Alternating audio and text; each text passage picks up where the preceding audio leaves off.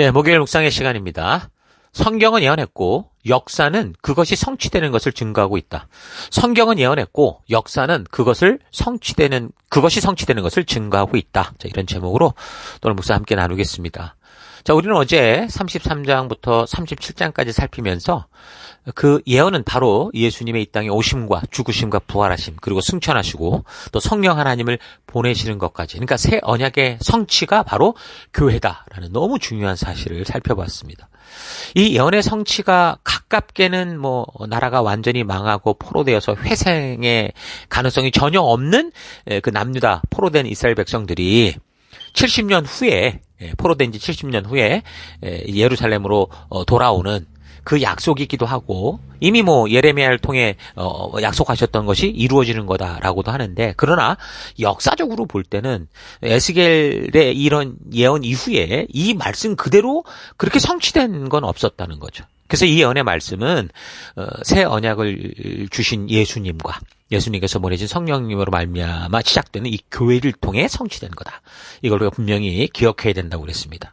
자, 그렇게 본다면 새 언약을 통해 성취된 나라, 이 교회는 하나님, 예수님, 성령님, 그러니까 삼위일체 하나님께서 직접 인도해 주시고 이끌어 주시는 그 백성들을 직접 다스리시는 그런 나라죠.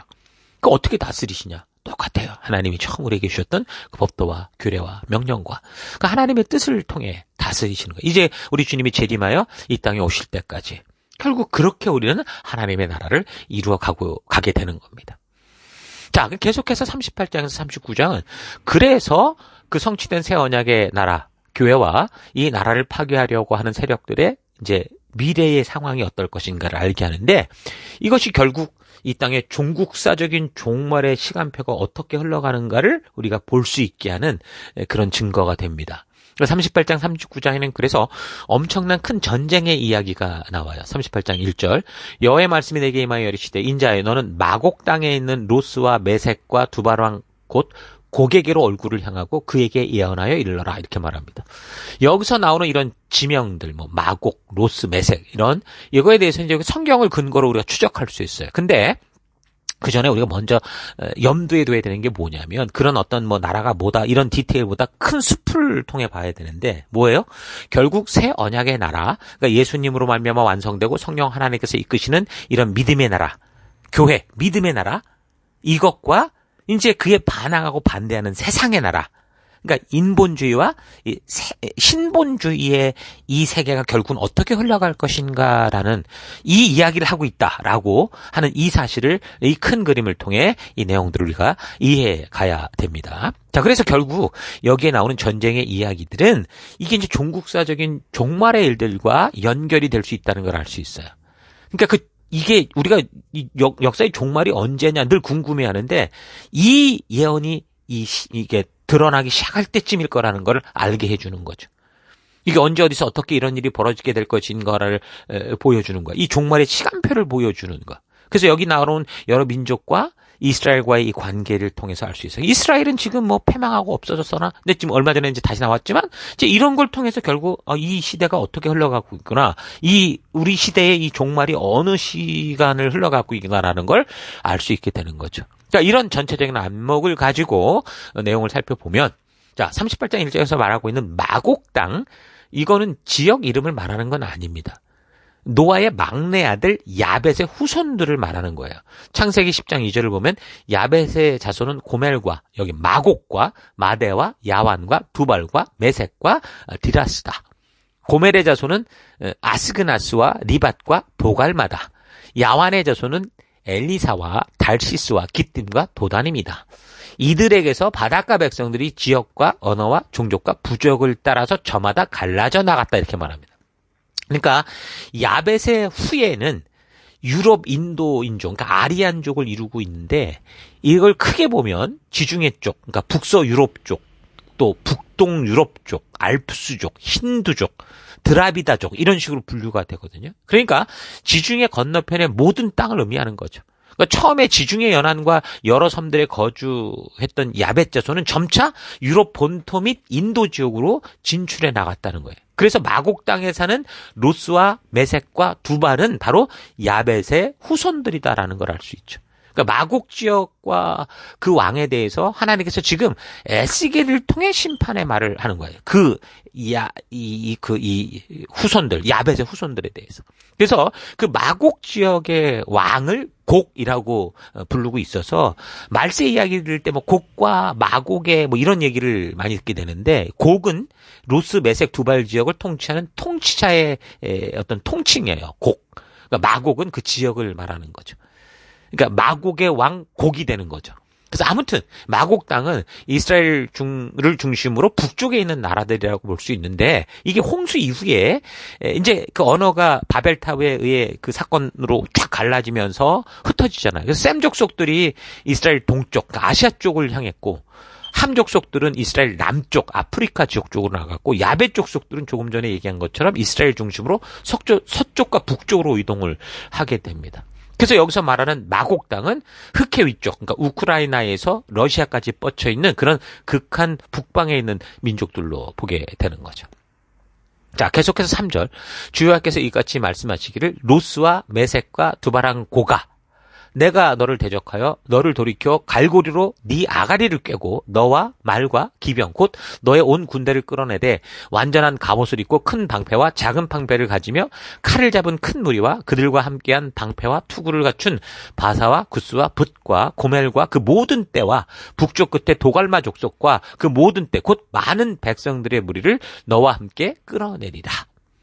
여기서 바사는 페르시아요. 그러니까 지금의 이란을 말하는 거고, 구스는 이디오피아, 붓은 지금의 리비아, 그러니까 북아프리카 지역을 말하거든요. 그리고 도갈마는 코카서스 지역으로 보통 봅니다. 그러니까 현재 조지아, 아르메니아, 아제르바이잔, 러시아 같은 북쪽 지역의 나라들을 말하죠.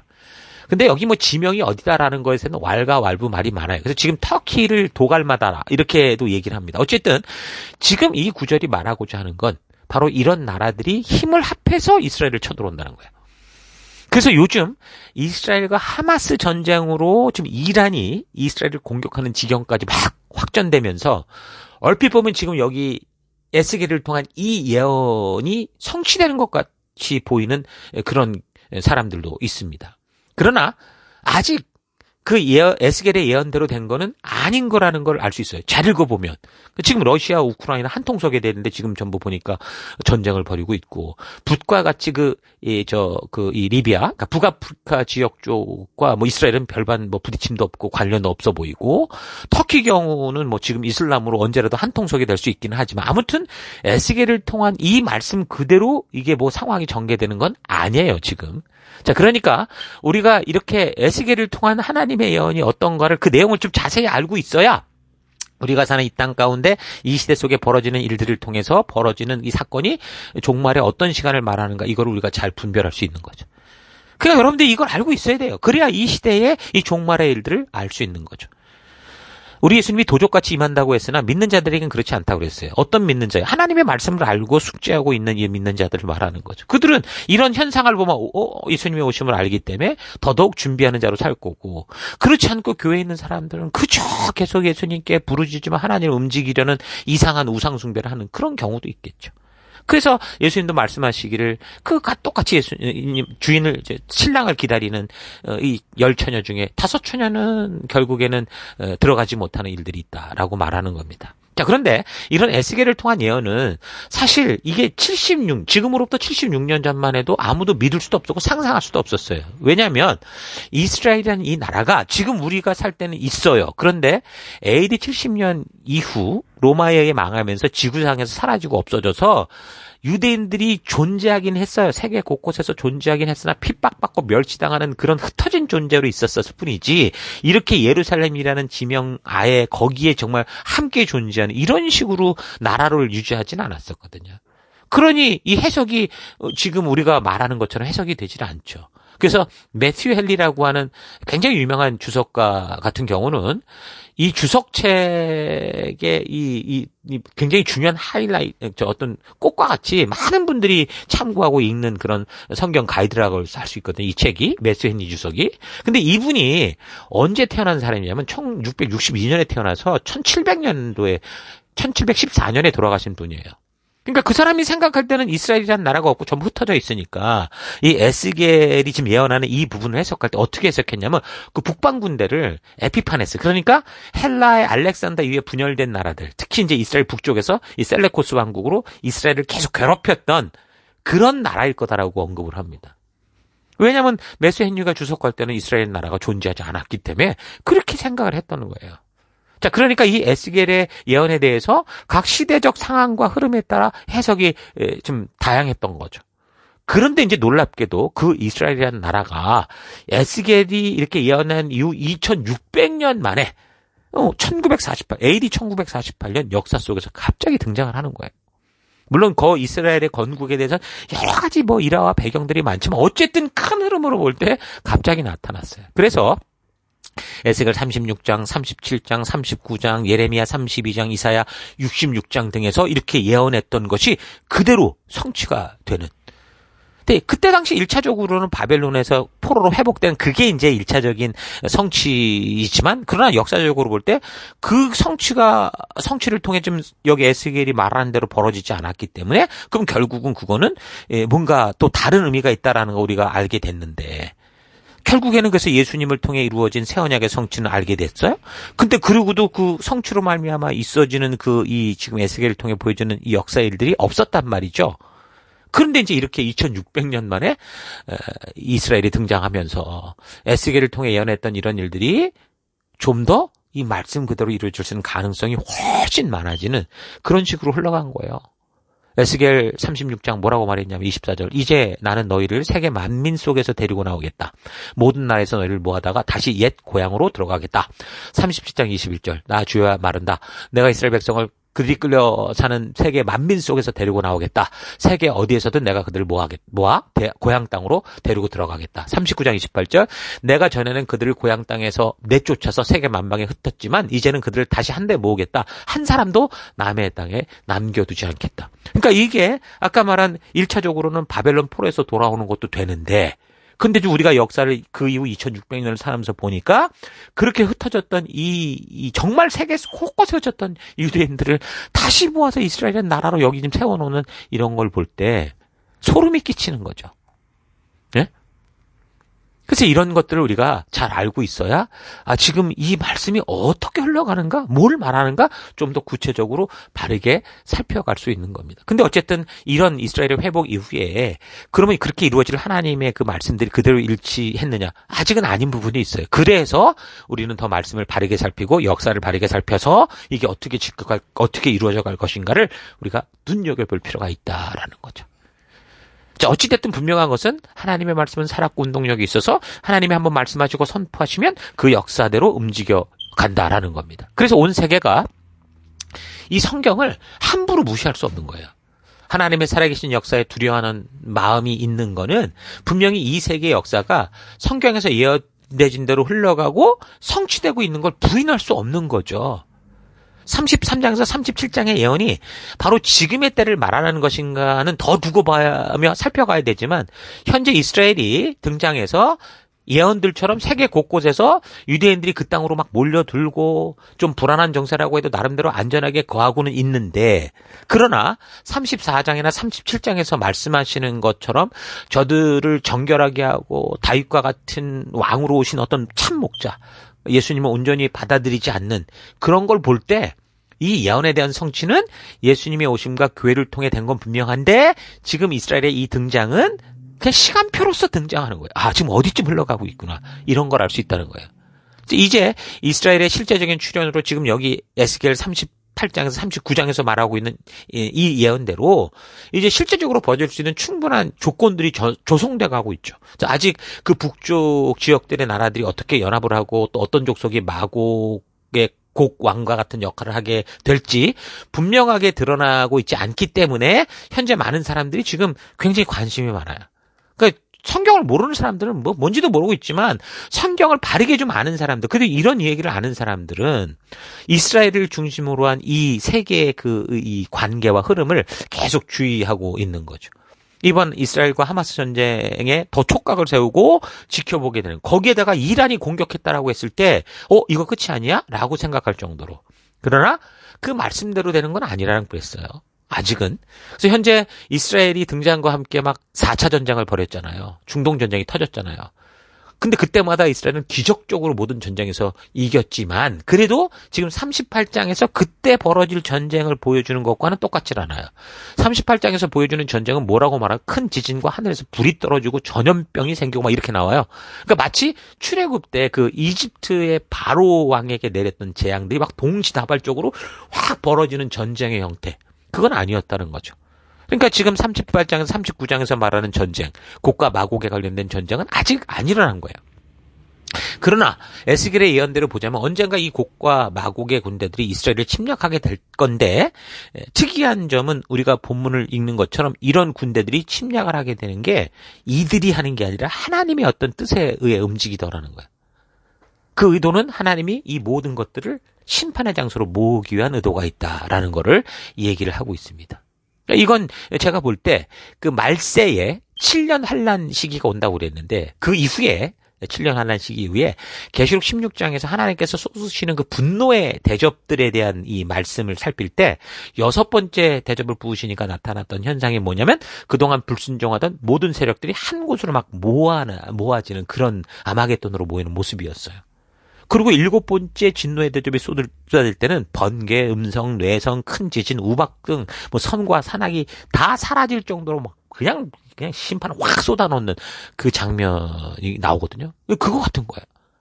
그러니까 계시록에는 곡과 마곡의 전쟁에 대해서도 언급을 하는데 계시록 20장에 나오는 곡과 마곡의 전쟁은요. 천년 왕국 끝에 결국 하나님을 또 반역하고 마귀의 뜻을 따르려고 하는 어떤 그런 또 일련의 세력들이 모여서 벌이는 전쟁인데 이건 에스겔에서 말하는 그 전쟁하고 다른 겁니다. 그러니까 곡과 마곡이라는 것이 말해주는 건 결국은 분명하게 어떤 나라다라고 말하기보다는 뭐라는 거예요. 참 목자. 그러니까 하나님이 성취하신 새 언약을 따르지 않는 그런 세력들, 인본주의 세력들, 교회를 핍박하고 진리를 외면하며 자기 마음대로 뜻대로 살기 위해 하나님을 대적하는 적그리스도 같은 세력이다라고 볼 수 있는 겁니다. 자, 분명한 것은 성경의 예언들은 역사 속에서 실제로 빠짐없이 성취되어 가고 있다는 거예요. 그 에스겔서에는 하나님께서 직접 당신이 말씀하신 대로 성취됨으로 이 온 열방들로 하여금 하나님께서 여호와인 줄 알게 하겠다라고 하는 결단의 구절이 558개의 구절이나 나와요. 마치 에스겔서는 하나님이 당신 난 꼭 이걸 이룰 거야. 꼭 이룰 거야 라고 하는 그런 어떤 결단책인 것처럼 보여요. 하나님이 아주 단단히 각오하셨고 반드시 이걸 이루겠다라는 걸 모든 우리들에게 확실하게 알려주시는 거죠. 그리고 놀라운 건 그 결단과 확신처럼 그 말씀대로 이 역사 속에서 이 예언대로 성취해가는 그 과정이 이 역사가 증거해주고 있다는 거예요. 그래서 세상에 많은 사람들이 하나님을 무시하고 뭐 예사로 예수님 모욕하고 하면서도 함부로 성경을 무시하지 못해. 그러니까 아무것도 모르는 일자 무식한 사람들이 성경을 막 그냥 그렇게 얘기를 하지. 뭐 하나님을 믿지 않아도 성경을 좀 바르게 아는 사람들은 이거 함부로 말할 책이 아니라는 걸 알아요. 왜 그렇습니까? 바로 성경에서 예언된 말씀들이 역사 속에서 지금 그대로 이루어져 왔고 또 지금도 그대로 이루어지고 있기 때문이죠.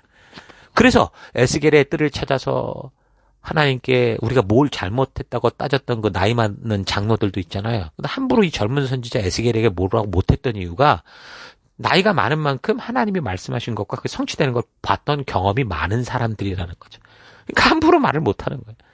그래서 저들이 바벨론의 포로가 되고 나서야 그동안 선지자 뭐 예레미야, 스바냐, 하박국, 나훔, 이사야, 미가, 호세아 등등 뭐 통해서 하나님이 말씀하셨던 대로 역사가 한치 오차도 없이 벌어지는 걸 비로소 보고 깨닫게 된 후 그들이 한 게 뭡니까? 그 선지자들의 글들을 모았던 거고 하나님이 명하신 이 모세오경을 모았던 거고 그래서 그게 지금 우리가 보는 구약성경의 기초를 만들어낸 거예요. 자, 약속과 언약의 나라가 결국 망하고 하나님은 이 땅에서 변치 않는 하나님 나라를 이루어 가실 그 역사들을 당신이 이루실 것을 말씀해 주시고 계신 이 에스겔서를 통해서 여러분 더더욱 하나님의 진정한 뜻, 나는 누구인가? 우리는 어떤 존재로 살아가야 되는가라는 그런 존재를 바르게 알게 되기를 바랍니다. 자, 오늘 하루 온 인류의 역사 속에서 성경과 기독교에 대해 왈부 말이 많지만 하나님의 말씀이라고 우리가 믿는 이 성경에서 하나님께서 그가 보내신 선지자들을 통해 말씀하시고 예언하신 그대로 이 세상의 역사들이 이루어지고 있다라는 사실을 좀 더 깊이 묵상해 보기 바랍니다. 정말 참으로 놀라운 살아있는 말씀이 하나님의 말씀이요 성경인 것을 믿기 바랍니다. 여러분, 세상 사람들은 16세기에 살았던 프랑스의 의사요 점성가였던 노스트라다무스라는 사람의 어떤 예언시가 시간이 흐르면 그대로 성취되고 있다고 아주 난리를 치고 있습니다. 그러나 실제로 보면 그가 말하는 것은 성취된 예언으로 간주될 수밖에 그렇게 이 사람들이 흘러가는 게 그게 뭐 죽은 뒤에 약방문을 쓴다는 것처럼 사후 약방문과 뭐 경강부의 시기에 불과해요. 무슨 말이냐면 가당치도 않은 말을 억지로 끌어다 맞춘 거, 꽤 맞춘 거예요.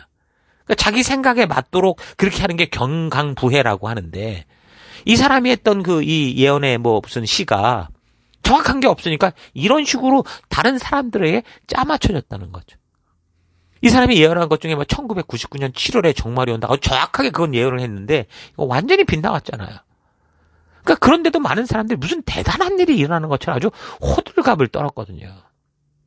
이런 엉터리에 비하면 여러분 성경은요 정말 소름 끼칠 정도로 놀랍게 그 예언과 성취가 그대로 이루어지고 있습니다.